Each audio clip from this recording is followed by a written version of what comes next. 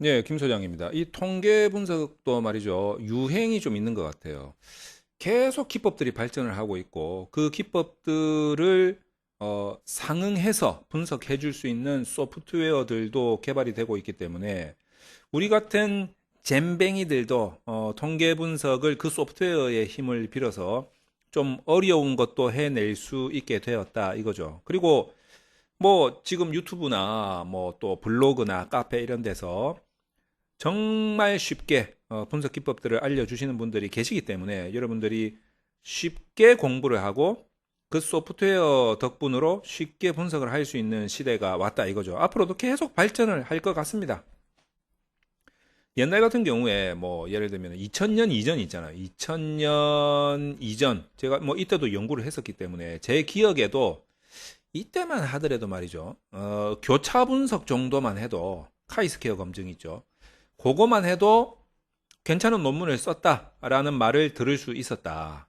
그리고 상관관계 분석만 하더라도 뭐 괜찮은 논문 썼네 뭐 이런 이야기 들을 수 있었다 이거죠.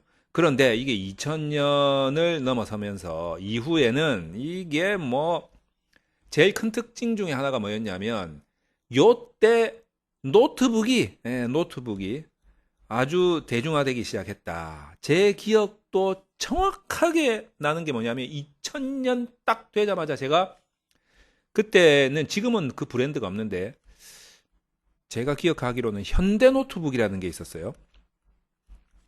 여러분 이제 그 2000년 언저리에서 공부를 하신 기억이 있으신 분들은 이제 나이가 좀 있으신 분들은 그런 기억이 날지 모르겠는데 아마 그때 뭐 삼보 컴퓨터 이런 거 되게 유행했었단 말이에요.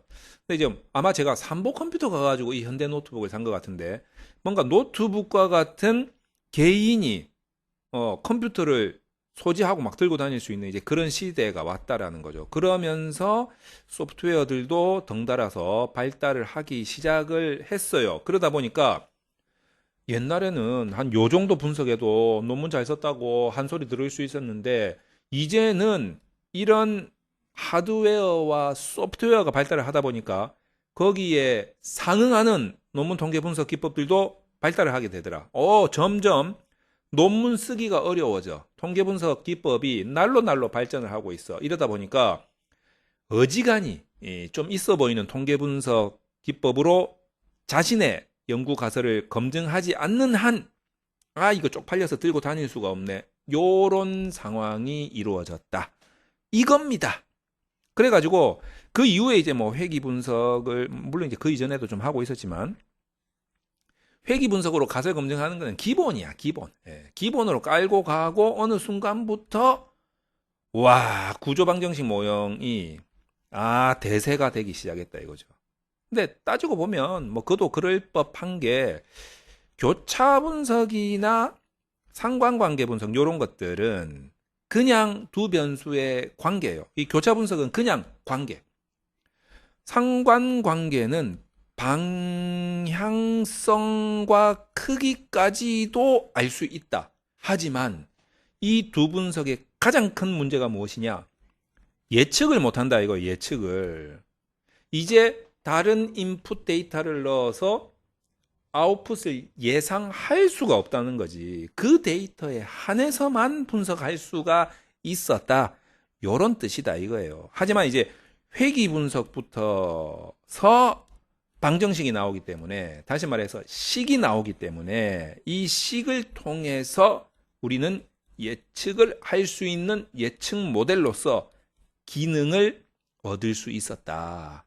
이게 이제 구조 방정식도 마찬가지로 이제 연립 방정식 같은 식이 나오기 때문에 예측 모델로서 아주 좋은 논문의 분석 기법이 될 수 있었다 이겁니다. 어느 순간이 되니까 구조 방정식 모형이 완전히 유행이 되어 버렸어. 회귀 분석은 주로 보면 약간 단편적 관계라고 해야 될까요? 어떤 XY의 관계, 단편적 관계죠. 그런데 이게 이런 관계들이 모여서 굉장히 이제 복잡해지는 구조적 관계를 이룰 때 그때 이제 그런 관계들 속에서 우리가 얻을 수 있는 아주 다이나믹한 해석들이 나온단 말이에요. 그거를 통해서 우리는 선행 연구와 차별화를 도모할 수 있고 그렇게 차별화된 것을 통해서 학술적 가치가 있는 거 아니냐라는 논의를 결론에다가 할 수 있게 된 거죠. 그래서 구조방정식이 유행처럼 번지기 시작했는데 요때 이 구조방정식 모형 분석을 해낼 수 있는 소프트웨어를 누가 개발을 했느냐? 바로 IBM에서 에이모스라는 프로그램을 개발해냈다 이거예요. 그러면서 물론 이제 리즈렐이라는 프로그램도 있습니다. 그런데 어쨌든 이제 리즈렐보다는 에이모스가 사용성이 좀 좋았어요. 왜냐면 막 그림을 그려가면서 분석을 하니까 리즈렐보다는 조금 더 접근성이 좋았다. 그래서 많은 사람들이 이제 에이모스를 굉장히 좋아하고 에이모스를 지금까지도 많이 사용하고 있습니다. 그런데 이 에이모스를 만들었던 이 IBM에서는 에이모스를 가지고 분석할 수 있는 구조방정식 모형, 앞으로는 제가 일일이 구조방정식이라고 쓰기가 힘드니까 그냥 영어 약자로 SEM이라고 쓰겠습니다. 이 구조방정식을 12 구조방정식에 한정지어서 분석할 수 있도록 만들어놨다 이거지. 그걸 몰랐네. 그러니까 사람들이 구조방정식이다. 내가 또 이 구조방정식 한글로 쓰고 있네. 구조방정식이다라고 하면 에이모스다 이렇게 생각을 하고 있는데 이거는 아니올시다. 에이모스는 사실상 12 구조방정식만 할 수 있는 프로그램이다. 이걸 몰랐네. 그러면 12 구조방정식 말고 다른 구조방정식도 있다는 소린가요? 이렇게 반문하실 수 있지 않겠습니까? 그렇습니다. 12 구조방정식 말고 다른 구조방정식도 있다는 겁니다. 그게 뭐냐면 이제 PLS라는 거죠. 자, 그러면 이제 SEM은 구조방정식이라는 한국말에 영어의 약자를 모아가지고 SEM이라고 표시를 하는데 그럼 12는 뭐냐 이거지. PLS는 뭐냐 이거지.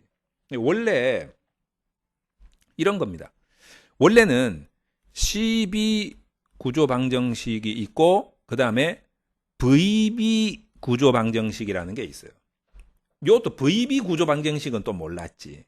PLS까지 알고 있었던 사람은 있을 수 있으나 VBSEM을 처음 들으시는 분들 엄청나게 많을 거예요. 여기까지도 알고 있어야 된다 이거지. 그래서 12 구조방정식은 도대체 이 12가 뭐의 약자냐 이거예요. 이 12가 코베리언스 베이스드. 다시 말해서 코베리언스가 뭡니까? 공분산이죠. 공분산 베이스드가 기반이다. 공분산이 기반이 된 구조방정식이다 이거고, VBSEM은 무엇이냐? 이거는 VB는 코베리언스가 아니고 베리언스입니다. 베리언스 베이스드죠. 그래서 이거는 공분산 기반이 아니고 분산 기반이다 이거예요. 이 분산 기반이 바로 PLS 구조방정식이다 이거죠. 왜? 이 분산 기반으로 한다는 거는 이제 공분산 기반으로 한다는 것부터 이제 뜻을 알아야 될 텐데, 공분산 기반이라는 거는 공분산이 뭐지? 두 변수, 두 변량 간의 공통을 이루는 요게 공분산이라는 거예요. 그러니까 공분산을 기반으로 한다는 거는 이미 이 두 변인 간에 요런 관계가 있다는 것을 알고 들어가는 거야. 어떻게 알 수 있는데 그거를? 선행 연구에서 이미 검증했지라는 이론적 근거를 기반으로 들어간다는 소리지. 자, 그렇다면 베리언스는 뭡니까? 베리언스는 공분산이 아니어도 되니까 그냥 각각 변수의 분산만 알면 되는 거 아니겠어요? 그러니까 선행 연구에서 이미 검증되지 않은 그냥 각각의 변량만 가지고 들어갈 수 있다는 거예요. 그래서 12 구조 방식은 약간 이론적이고 확인적이다 이런 느낌이고, PLS 구조 방식, 다시 말해서 VBSEM은 탐색적 기능도 있다 이런 겁니다. 물론 이론적 기능도 있어요. 확인적 기능도 있고 탐색적 기능도 포함이 될 수 있다 이런 겁니다. 그런데 이 분산 기반으로 하면은 딱 떠오르는 게 뭐냐면, 이건 내가 유튜브에서 설명한 적이 있는데, 여러분 우리가 뭐 이런 거 있잖아요. 그 회귀 분석할 때 XY 관계, 단편적 관계를 보는 거 아니에요? 그러면 이제 x, y의 관계를 본다라고 했을 때 1번 응답자부터 100번 응답자까지 x에도 응답하고 y에도 응답을 했을 거란 말이에요. 그러면 3, 5, 뭐 2, 4, 3, 3 쭉쭉쭉쭉쭉 가가지고 뭐 3, 5 이렇게 이제 응답을 했다 치면 여기에 중간에 콤마를 찍고 양쪽에 괄호 열고 괄호 닫고 하면 3,5, 2,4, 3,3, 3,5라는 좌표 값이 만들어질 수가 있다 이거죠. 이 좌표 값을 XY를 축으로 하는 이 그래프에다가 찍어보자 이거지. 이 찍어보면 이 자체가 뭡니까? 분산이라는 거예요. 이 분산에 의해서 회기선이 나오고 이 회기선에 의해서 이 회기식이 나오게 된다라는 거죠. 그러니까 회기 분석은 기본적으로 분산에서 시작되었다 라고 볼 수 있는 겁니다. 그런데 이 회기선을 뽑는 방식이 이 점에서 다시 말해서 이 좌표값에서 가장 가까운 거리를 만족하는 가장 작은 거리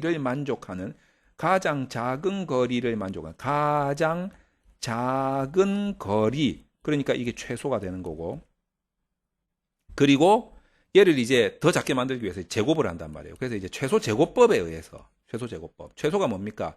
리스트 제곱이 뭡니까? 스퀘어 LS라는 거지.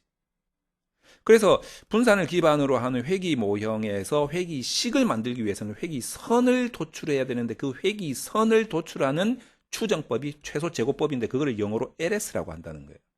그런데 구조 모형은 단편적인 것들을 모아서 구조적으로 보는 거니까 이 LS를 얘하고 얘 관계, 얘하고 얘 관계 파트별로 봐야 되지 않겠냐 이거죠. 그래서 파트에 P를 쓰는 거예요. 그래서 파셜 리스트 스퀘어라고 해서 PLS 구조 방정식이라고 하는 거다 이거예요. 그래서 VBSEM이 결국 분산을 기반으로 하기 때문에 다른 이름으로 PLS VB 하니까 발음이 잘 안 되잖아 솔직히. 그러니까 PLS 구조 방정식이다 이제 이렇게 부르고 있다라는 거예요. 이 두 개의 차이점을 여러분들이 아셔야 된다. 자, 그래서 제가 혹시나 싶어가지고 제가 이런 말을 하면 여러분들 안 믿을 거 아니야. 김 소장 네가 뭔데 네가 구조 방정식의 왕이야 뭐야 이렇게 욕할 거 아니에요. 그래서 제가 근거를 대겠다 이거지. 예, 근거를 대기 위해서 제가 리스에 들어갔어요. 리스에 한번 들어가 봤는데 어디 갔노 이거 리스. 요 리스 들어가 봤단 말이에요.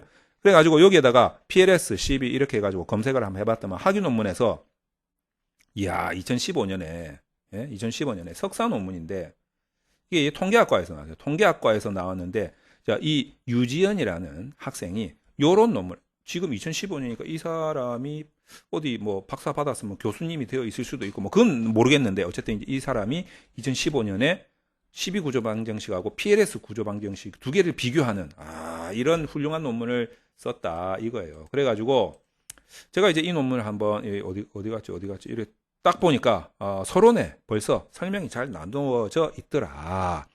구조 방정식은 크게 두 가지 접근 방법, 좀 크게 해드릴까요? 두 가지 접근 방법으로 나뉠 수 있다 이거예요. 주로 이론 검증에 사용되는 공분산 기반 구조 방정식 모형, 탐험적 연구에서 사용되는 분산 기반 구조 방정식 모형, 이게 이제 VBSEM인데 이거를 PLS라고 한다 이거죠. 자, 그러면 이제 이 두 개의 조금 더 여러분이 공부를 하시려면 여기 쭉 그 이론적 배경에 아주 자세하게 설명을 해놨으니까 이거 참고하시면 될 것 같고, 제가 이제 찾았던 논문들 중에서 이런 논문도 있습니다. 여기 이제 박사학위 논문인데 이 분이 한양대학교에서 2020년에 이제 학위를 받으신 그 논문인데 여기에 자 어느 페이지에 들어가면 이거 비교해 놓은 표가 있던데. 비교해 놓은 표가 있던데 어디에 있냐면 한번 찾아보겠습니다. 이 두 개를 여기 있네. 이거 두 개는 이게 몇 페이지죠? 58페이지. 58페이지 이 논문의 58페이지에 가시면 CB와 PLS를 비교해 놓은 표가 있어요. 요걸 이제 이분 같은 경우에는 이제 김계수 교수님이나 요렇게 이제 이 출처를 딱 밝혀 놓고 이 두 개를 표로 만들어 가지고 제시를 했는데 이런 것들을 통해서도 우리가 이제 둘 간의 차이점을 좀 알 수가 있지 않겠나 이거예요. 이런 이제 통계학적인 내용에 대해서는 여러분들 굳이 알 필요는 없고 중요한 거는 얘는 이제 다별량 정규분포 이 12구조 방정식을 구성하는 모든 변수들의 데이터가 정규성을 가지고 있어야 된다 이거지. 근데 PLS는 있어도 되고 없어도 되고 뭐 이렇다는 거예요. 자, 그리고 성격은 12구조 방식은 확인적 모델링. 그래서 요인 분석도 확인적으로 하는 거죠. 근데 PLS는 확인적이어도 되고 탐색적이어도 되고 상관없어요. 뭐 이런 거라는 거. 표본 크기. 12구조 방식은 상대적으로 큰 크기라고 했지만 요거는 사실 우리 그 몬테카를로 시뮬레이션에 의해서 원래 그 12구조 방정식은 그 최대 우도법 ML로 최대 우도법, 맥시멈 라이클리 후드죠. 이걸로 이제 추정을 하게 되는데 이게 생각보다 샘플 수에 민감하게 움직인다 이거죠. 그래서 가뜩이나 카이 스퀘어 값도 샘플 수에 민감하게 움직이기 때문에 나중에 이제 이 모형의 적합도를 계산하기 위해서 적합도를 확보하기 위해서 샘플 수가 너무 많거나 너무 적게 되면은 이 카이 스퀘어 값이 요동을 친단 말이죠.